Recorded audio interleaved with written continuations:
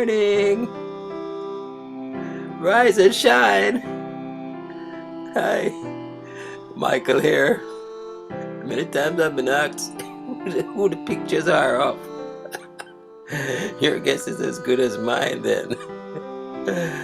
I reminded, as a young schoolboy, we used to be given little booklets of tickets so we could attend the soccer matches. And the great thing is that at the time when we went to high school, it was a champion school. We would win track, we would win football. We were like always ahead, so it was hard to be humble. In those days, you had a purple and white tie for our school, and just wearing it was labeled you as bossy because it was such a esteemed marker. Sometimes you take off your tie just not to show off. I remember, we used to go to soccer matches at that time. Neville Oxford and Jumpy Harris was two of the star footballers at that time. And to see those guys run on the field with a ball, man, that was that brought joy to our hearts. Oh man, the joys of a young life. And today, as we look at the meditation, it's from 2 Corinthians 6:17, and it's talking about being separate. And you have to temper some of these scriptures with actuality and practicality. But let's just look at the context of it from 2 Corinthians, and let's read from about verse 14 down to 18. Be ye not unequally yoked together with unbelievers. For what fellowship has righteousness with unrighteousness? And what communion has light with darkness? And what concord hath Christ with Belial? Or what part hath he that believeth with an infidel? And what agreement hath the temple of God with idols? For ye are the temple of the living God, as God has said, I will dwell in them and walk in them, and I will be their God, and they shall be my people.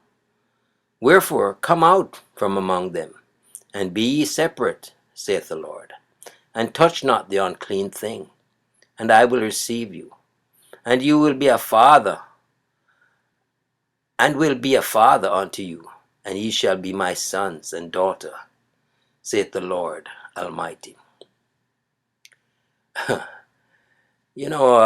If you look at the way the world goes, it does scream at you that you have to be different. The world wants to enter into all kind of weird sexual union. They have issues in terms of identifying gender, and honor and respect is not something that children seem to grow up with anymore. Back in the day, I would tell anybody older than me, and I still do it. Older, good morning, good evening, goodbye, hello. Now people just want to be on their phones. So let's look at the exposition from Spurgeon. The Christian, while in the world, is not to be of the world. He should be distinguished from it in the great object of his life. To him, to live should be Christ. Whether he eats or drinks or whatever he does, he should do all to God's glory. You may lap up treasure, but lay it up in heaven, where neither moth nor rust doth corrupt, where thieves break not through nor steal.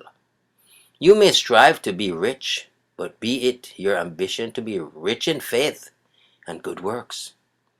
You may have pleasures, but when you are merry, sing psalms and make melody in your hearts to the Lord.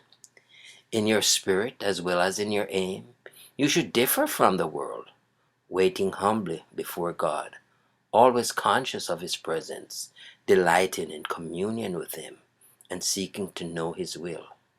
You will prove that you are of heavenly race, and you should be separate from the world in your actions. If a thing be right, though you lose by it, it must be done. If it be wrong, though you would gain by it, you must scorn the sin for your master's sake. You must have no fellowship with the unfruitful works of darkness, but rather reprove them. Walk worthy of your high calling and dignity. Remember, O Christian, that thou art a son of the King of Kings. Therefore, keep thyself unspotted from the world. Soil not the fingers which are soon to sweep celestial strings. Let not these eyes become the windows of lust, which are soon to see the King in his beauty. Let not those feet be defiled in mirror places, which are soon to walk the golden streets. Let not those hearts be filled with pride and bitterness, which ere long to be filled with heaven and to overflow with ecstatic joy. Then rise, my soul, and soar away above the thoughtless crowd, above the pleasures of the gay and splendors of the proud, up where eternal beauties bloom and pleasures all divine, where wealth that can never consume and endless glories shine. Oh, I really love how Spurgeon, shows familiarity and fondness and bonding with the whole essence of godly living. Temperance in all things, be Christ-minded and led by his Spirit. Some things you just need not to be a part of.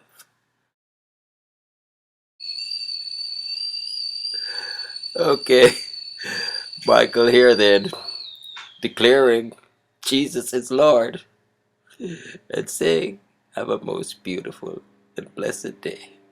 Until next time, enough love.